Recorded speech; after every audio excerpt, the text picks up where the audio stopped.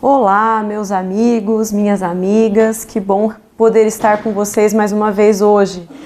Eu sou a professora Ana Paula e nós hoje vamos trabalhar com operações imobiliárias integradas. Nas nossas últimas aulas, nós tratamos um pouco sobre os bens, a sua classificação, conceito de bens, patrimônio, coisas, as suas diferenças. E só para a gente recapitular brevemente, vejam só, a gente falava então, dentro da classificação dos bens, existem os bens chamados considerados em si mesmos na classificação. Alguns autores, como eu já havia mencionado na nossa última aula, fazem classificações distintas, mas isso não interfere de forma direta na maneira pela qual a gente vai analisar esses bens.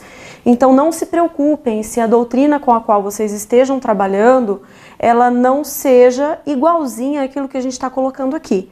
O importante é que vocês aprendam os conceitos de forma geral, porque quando a gente entende bem a classificação de bens, as suas modalidades, os seus desdobramentos, isso fica fácil depois para nós quando vamos fazer operações imobiliárias.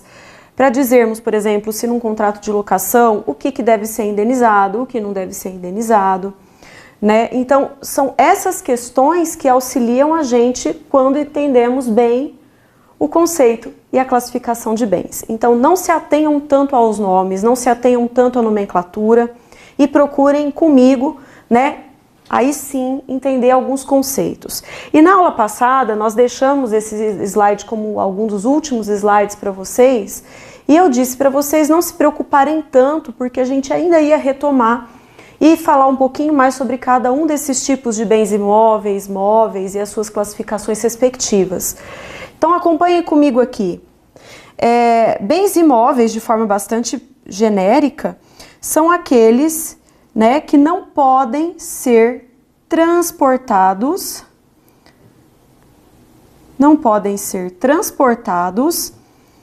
sem que haja a perda ou a deterioração desse objeto, ok?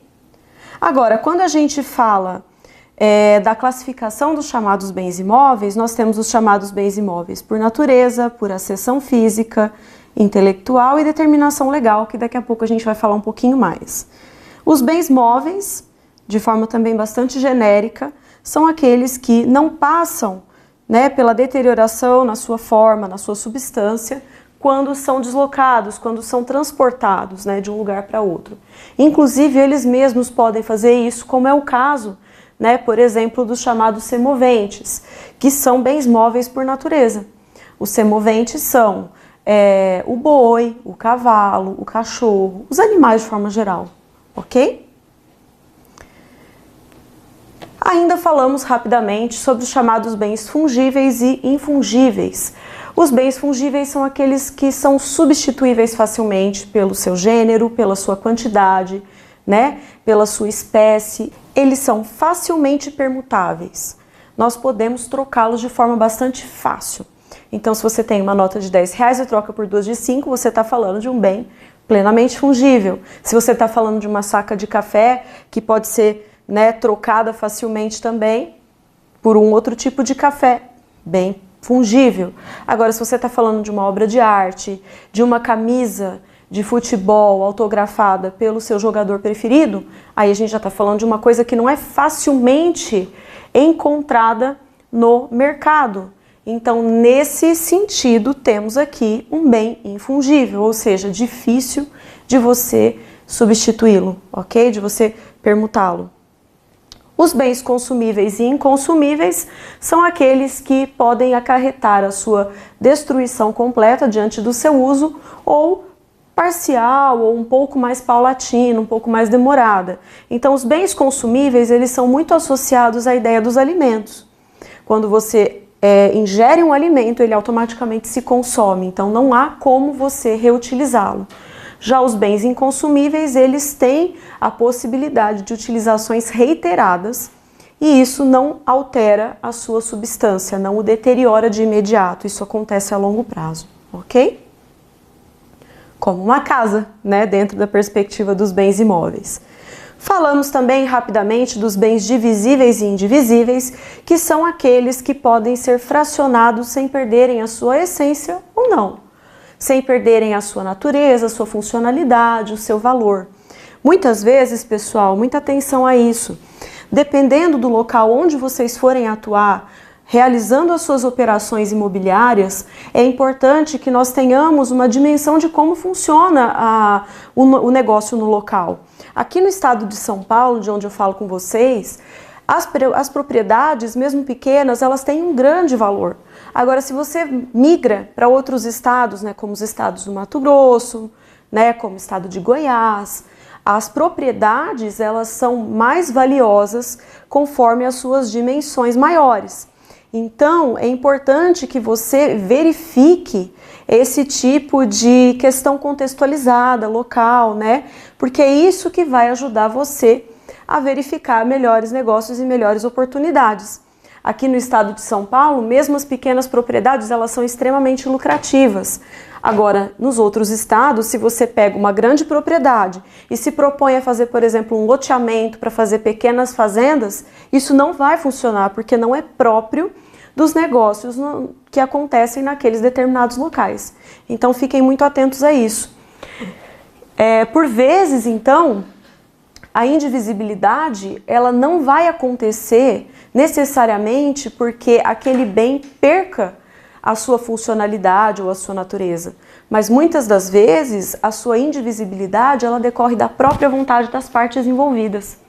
Isso, pessoal, é importante a gente lembrar porque às vezes por uma questão de associação, cooperativismo, a gente tem melhores oportunidades fazendo a venda, a alienação desses bens de lote e não de forma individualizada. Então, muitas das vezes, essa indivisibilidade ela não decorre propriamente do bem, e sim da vontade das pessoas que detêm esses bens, ok? Muito bem, e com relação a bens singulares e coletivos, existem bens que têm o seu valor e as suas peculiaridades individualmente considerados.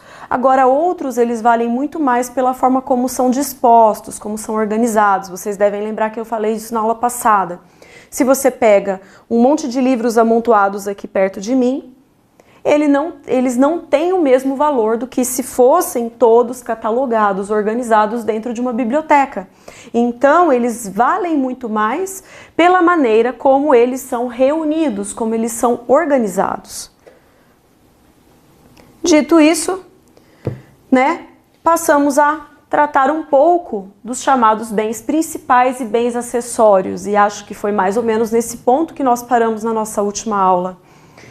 Bens principais e acessórios, esses aqui demandam uma grande atenção nossa, porque são justamente com as suas categorias e as suas subclassificações que trabalharemos nas nossas operações e elas propiciarão para nós maiores ganhos, melhores negócios, ok? Então fiquem atentos a partir daqui.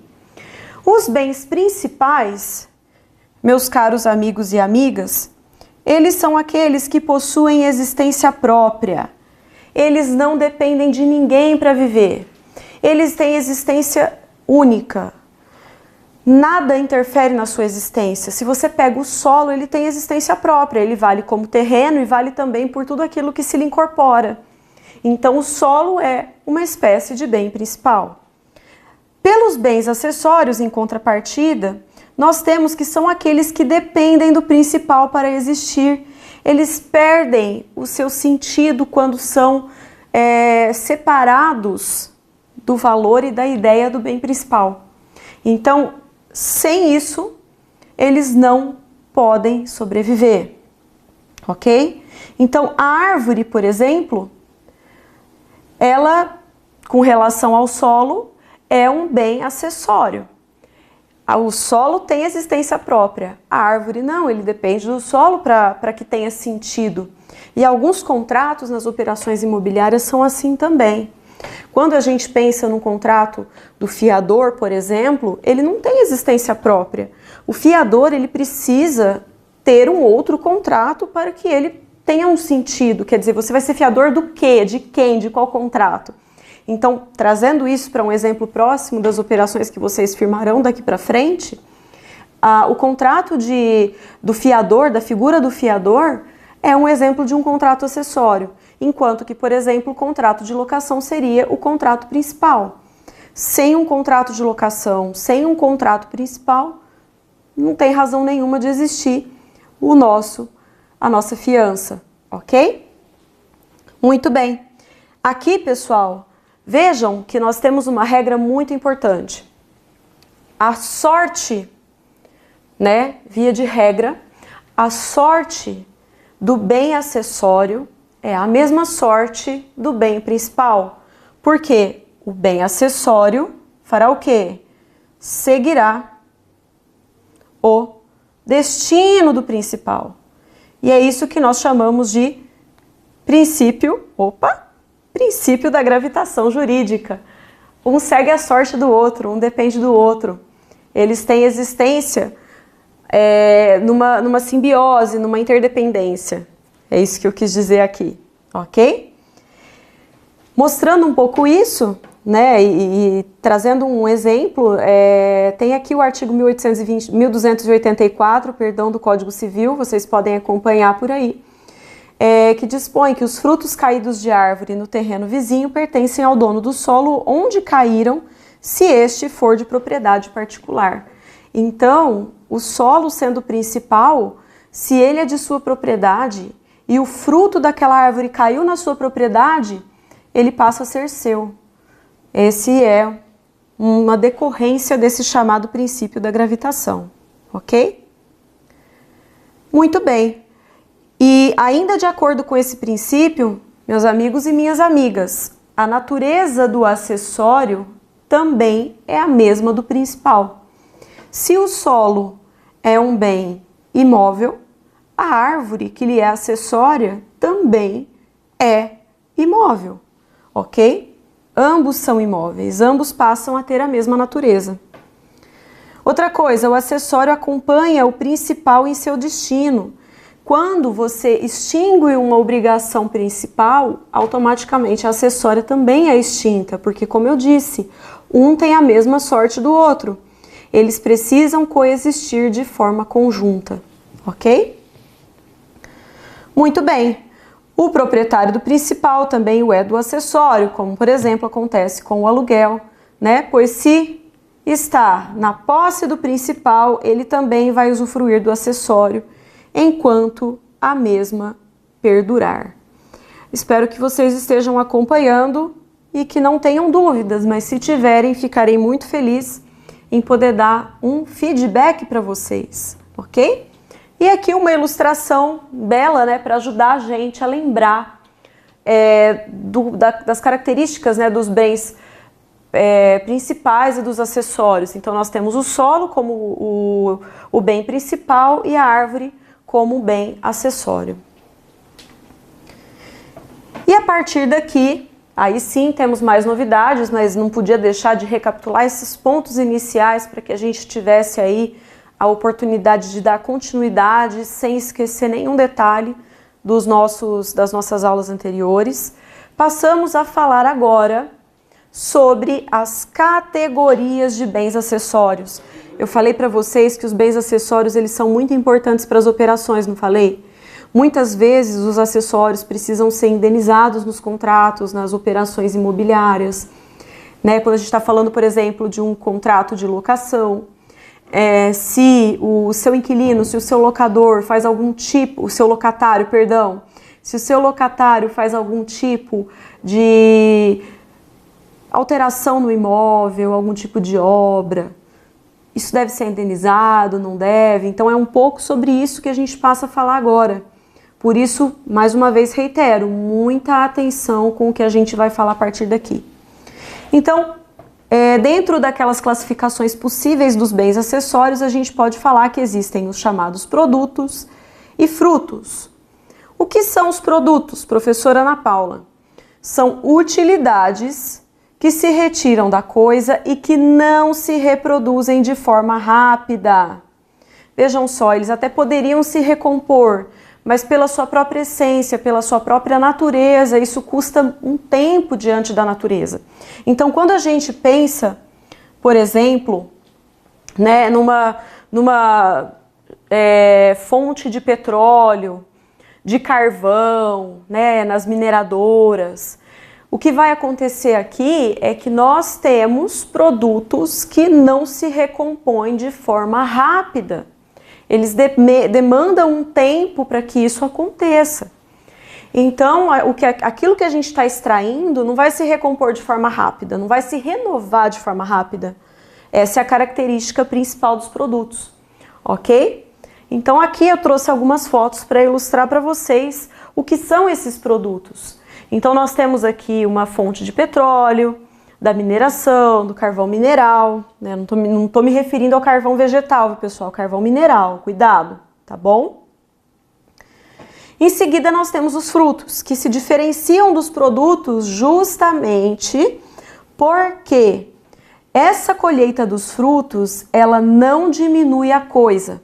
Se você para pensar numa árvore que produz laranjas, por exemplo, numa laranjeira, se você colhe a laranja, a árvore não perde a sua essência, ela não se desgasta.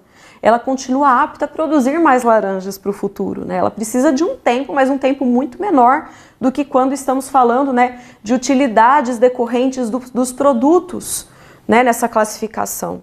Então, as árvores frutíferas representam para nós um bom exemplo, né, de uma situação na qual existe essa renovação, essa recomposição e a possibilidade de que outros venham a ser produzidos, ok? E claro, como está descrito aqui, de forma periódica, não é imediatamente, mas de forma periódica, certo? Isso claramente graças aqui às forças da natureza.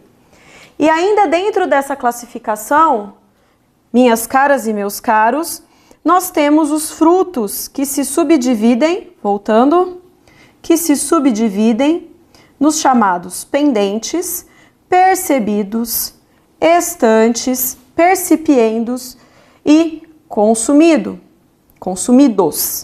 certo? Então, os pendentes, eles permanecem unidos ainda àquele que os produziu. Os percebidos são separados daqueles que os produziu. Os estantes são separados e armazenados. Os percipiendos são aqueles que poderiam ter sido percebidos, mas não foram, né? Então, eles não foram colhidos no momento em que deveriam ter sido. E os consumidos são aqueles que foram utilizados e deixaram de existir. Ok? Então, aqui nós temos o exemplo dos produtos que a gente já mencionou, que são aqueles que, ao serem utilizados, ao serem retirados, eles deixam, né, de se recompor de forma rápida, não há como se recompor, existe um desgaste por parte das suas fontes. E temos aqui os exemplos de frutos, né, de frutos dentro das suas classificações agora mencionadas. Então, os frutos percebidos, né, aqui não apareceu a mãozinha do nosso rapaz aqui que está fazendo a colheita, mas ele foi lá e extraiu o fruto. Quer dizer, foi extraindo e colocando na caixa. Então, esses são os frutos percebidos, eles foram colhidos. Aqui nós temos o percipiendo, né, não sei se vai dar para vocês verem aí tão bem, né, mas a ideia, né, não é que vocês se atentem ao tipo de problema que essa laranja tenha, mas que vocês vejam que ela poderia ter sido colhida, ela poderia ter sido percebida, mas não foi, e ela acabou estragando no pé, ok? É o que acontece aqui com a nossa laranja em questão. Já os pendentes, olha só os pendentes aqui, vejam só, os pendentes ainda estão ligados ao bem principal, ou seja, esses frutos aqui no caso são amoras, não sei se vai dar para vocês verem aí também, espero que sim, acompanhem aí os slides comigo. As amoras, elas ainda estão no pé, elas ainda não foram percebidas, então elas estão pendentes, estão aptas a serem percebidas em breve, como aqui no caso dos pêssegos, mas ainda não foram, tá bom? Por que isso é importante, professora? Vamos pensar junto aqui num contrato de arrendamento. Se você tem um contrato de arrendamento e ele é válido, por exemplo, até o momento que antecede a colheita, Olha só, e você tem lá, sei lá, pés de café que tem grãos de café pendentes. Esses grãos de café pendentes devem ser indenizados ou não? Vejam, é importante essa discussão. Se você ainda não teve a possibilidade de perceber os frutos e eles ainda estão pendentes, ainda, por exemplo, o grão está verde, enfim, como vai ficar o seu esforço, o seu trabalho, tendo que restituir a propriedade rural para o seu proprietário? Você não vai ter direito a ser indenizado? Olha a importância disso aqui para nós. Quer dizer, houve um esforço, houve um trabalho realizado aqui. Então é importante que você enxergue que os frutos pendentes, se foram fruto do seu trabalho, ó, o fruto aparecendo de novo, mas se foram decorrentes do seu trabalho, eles merecem ser indenizados, ok? Na sequência temos os consumidos, que são aqueles que deixaram, né, de existir porque se esgotaram, como eu falei para vocês, muito associados à ideia de alimentos. Então aqui a gente tem uma casca de banana, né? Você vai lá, abre a casca da banana, come a banana e ele já se consumiu, ele já se acabou para você. Não há mais bem nenhum a ser utilizado numa próxima vez. Você vai ter que comprar outra banana para poder comer. E os estantes são aqueles que foram percebidos e estocados, por isso são chamados estantes. O melhor exemplo que a gente poderia ter aqui, sem dúvida alguma, são os silos de grãos, né? De milho, de soja e de outros grãos em questão, porque eles estão estocados, eles estão estantes. Ok? Espero que vocês estejam entendendo, meus caros e caras. Passando ainda à classificação dos frutos, olha só como eles são realmente importantes para nós. Dentro dos exemplos que eu fui trazendo, eu acredito que vocês devem estar enxergando, né, a importância deles aqui para a gente. Mas vejam só, a gente tem então a classificação, retomando rapidamente aqui, olha, com relação a subdivisão dos frutos nas suas essências, nas suas possibilidades. Então, pendentes, percebidos, estantes, percipiendos e consumidos. E aqui a nossa classificação muda um pouquinho. Não é sobre os tipos de fruto propriamente ditos, e sim quanto à origem desses frutos. Qual é a origem desses frutos? E aqui eu fui colocando algumas figuras e quero que a gente possa então fazer essa reflexão de forma conjunta. Então, quanto à origem dos frutos, eles podem ser naturais, eles podem ser industriais ou podem ser também civis, ok? Os bens naturais, como o próprio nome já denota, já nos dá uma pista, né? São aqueles que se renovam de tempos em tempos pela sua própria natureza. Então, olhando essas figuras aqui, vocês já devem conseguir identificar quais seriam os naturais. Então a gente tem aqui a laranja no pé, ela se renova. Nós temos aqui os animais e suas crias, né? Nós temos aqui a vaquinha com o seu bezerro, a égua com o seu potro. Então a possibilidade de reprodução animal, ela também se renova periodicamente. Então seria um bom exemplo de um bem natural, ok? Eu não coloquei o nome, mas vocês vão anotando e acompanhando aqui comigo, para a gente ir pensando de forma conjunta, certo? Aqui, pessoal, eu vou refazer um comentário que eu fiz na aula passada, de que por mais que a gente tenha muito amor aos animais e que haja, né, uma responsabilização por aqueles que promovem maus tratos a animais, embora nós tenhamos aí realmente muito amor por todos eles, muito carinho, muita estima, alguns são tratados como pessoas da própria família, diante da classificação, como a gente está vendo aqui, do Código Civil para o ordenamento jurídico brasileiro, né, o que vai acontecer aqui é que os nossos animais, os semoventes, eles não são considerados pessoas. Quais são os nossos sujeitos de direito, meus caros e caras? Pessoas naturais e pessoas jurídicas, ou seja, os semoventes, os animais, eles não são sujeitos de direito. Eles são classificados como bens, ok? Existem muitos estudiosos do direito privado, do direito como um todo, né, com uma análise filosófica, que buscam uma ressignificação dos animais, classificando-os como seres sencientes.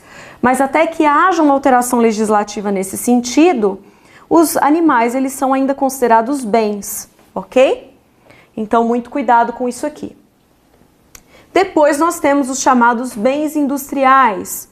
E mais uma vez nós temos aqui indícios de quais seriam esses bens industriais, vejam só. Nós temos aqui uma fábrica de suco ou refrigerante, eu não sei, mas a figura, né, não importa mais do que efetivamente o que tem no produto. Temos aqui também uma confecção têxtil, né? Mas os bens industriais são aqueles que se produzem pelas mãos humanas, num processo, seja ele mecanizado ou não, mas eles são decorrentes da ação humana. Eles não se produzem de forma autônoma, como acontece com os bens naturais. Não é próprio da natureza dele, né? É necessário que o ser humano intervenha para que isso aconteça, ok? E finalmente nós temos os chamados bens civis. Quais são os bens civis? Aqueles decorrentes da utilização de coisas por terceiros. E coisas aqui a gente está falando principalmente de bens imóveis, né? Pensando aí nas nossas operações imobiliárias. Então, essas coisas utilizadas por terceiros, elas geram para nós um fruto, elas geram para nós um ganho, uma remuneração, né? Então, aqui a gente teria como, por exemplo, os aluguéis. Aqui eu coloquei para vocês a figurinha de uma casinha com um dinheirinho aparecendo junto, né? E uma pessoa, vou aumentar a tela aqui para mostrar para vocês, ó, com um contratinho de aluguel. Porque os frutos decorrentes daqui são uma contraprestação ou uma remuneração pelos serviços, né? Ou melhor dizendo, pelo uso desses bens. Então, quando você tem o uso dele, você tem aí uma contraprestação. Claramente que isso é possível também com bens móveis, mas a gente chega lá quando formos falar de direitos reais. Por enquanto, a gente vai lembrar dos aluguéis e isso nos ajuda a memorizar ou a absorver a informação de quais são os nossos bens civis, ok? Então, eles decorrem de uma utilização de uma determinada coisa por um terceiro e isso gera uma contraprestação, isso gera uma remuneração. Então, lembre-se da casinha com o dinheiro e do contrato de aluguel. Certo, meus caros, minhas caras? Muito bem. Na sequência, nós temos ainda como bens acessórios possíveis de se mencionar, então falamos dos produtos, falamos dos frutos e suas classificações e passamos agora a falar sobre mais uma modalidade de fruto. Desculpa, de mais uma modalidade de acessórios, que são as pertenças. As pertenças, elas não são parte integrante, assim como os frutos são, mas eles se encontram ligados, eles se encontram conectados de maneira duradoura a um determinado, né, serviço ou ornamentação de outro. E dispõe sobre as pertenças os artigos 93 e 94 do Código Civil. Então, eles trazem para nós os conceitos de pertença. É importante lembrar que o conceito de pertença, ele veio com o advento do Código de 2002. No Código de 16 ele não existia. Então, o que são pertenças? Vamos lá, artigo 93. Bens que não constituindo partes integrantes, como eu coloquei logo aqui, se destinam de modo duradouro ao uso, serviço ou aformoseamento de outro. Eles têm essas três possibilidades: uso, serviço ou aformoseamento. O que é aformoseamento? Embelezamento, né? Deixar mais bonito, tá bom?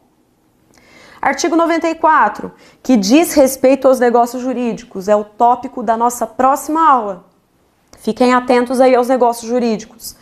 Os negócios jurídicos, que como o próprio nome diz, embora a gente ainda não saiba o que são negócios jurídicos, né? Negócio jurídico vem de negócio, então a gente já meio que tem uma ideia do que vem por aí. Então, os negócios jurídicos que dizem respeito ao bem principal não abrangem as pertenças. Falamos dos frutos pendentes, falamos da sua indenização, da sua remuneração por parte daquele que colaborou para que eles existissem. Mas e com relação às pertenças? A regra do artigo 94, ela é clara. As pertenças, elas servem, como diz o artigo 93, para melhorar o uso, serviço ou aformoseamento do bem principal. Contudo, em regra, ela não segue o principal. Agora, Sempre, professora? Não. Olha a parte final do artigo, ó, daqui para frente. Salvo se o contrário resultar da lei, da manifestação de vontade ou das circunstâncias do caso. Então, eles parecem ser acessórios, mas não são. Na verdade, são pertenças porque eles não são parte integrante, eles fazem parte, né, para melhorar o uso e a destinação do bem principal, contudo, não seguem o principal, como acontecia com a regra dos demais acessórios que a gente falou. Não que seja impossível, ele pode seguir, mas é necessário que as partes convencionem e digam isso de forma clara, porque se não disserem, a gente aplica a regra do artigo 94, que diz que a gente não vai ter a pertença acompanhando o bem principal, ok? Então, quais exemplos a gente poderia mencionar aqui? Olha o ar-condicionado, né? Dá um trabalho para instalar, mas um trabalho ainda maior para desinstalar.